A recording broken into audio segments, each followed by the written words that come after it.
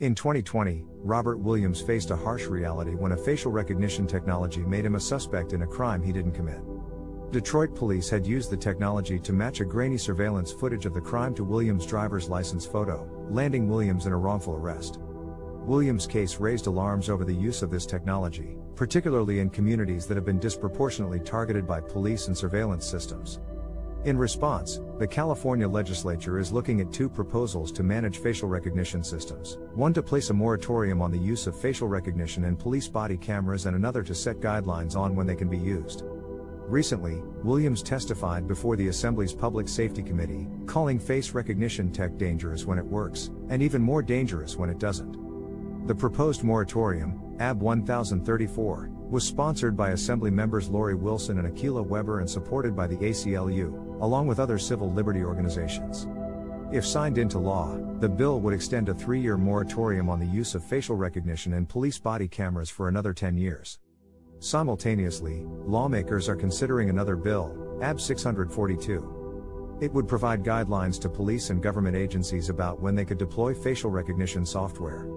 It defines facial recognition as technology that monitors areas in real time, and could potentially allow police to match images of people's faces against the California driver's license database. The ACLU is opposing this bill, arguing that it sanctions the use of real-time community-wide facial recognition systems in certain circumstances, such as on a person suspected of committing a felony. For Williams, the man at the center of all this, there's only one answer: don't use this tech. The only answer is to not use this tech, Williams said. If the California legislature embraces the widespread use of face recognition technology, there will be many more cases like mine, innocent people put in harm's way, and damage that can never be undone. It's a sentiment shared by the ACLU and other civil liberty organizations. Trying to regulate face surveillance is like trying to block a cannonball with cardboard, said ACLU attorney Carmen Nicole Cox at the Public Safety Committee meeting. The harms of this technology fundamentally alter what it means to exist in public, and already, the status quo is that black and brown communities are over-policed, over-arrested, and over-abused by law enforcement. Face surveillance pours gasoline on that problem. The proposal for a moratorium is a first step towards limiting the use of facial recognition technology, but it's an important one. We can't allow technology to keep violating civil liberties and justice.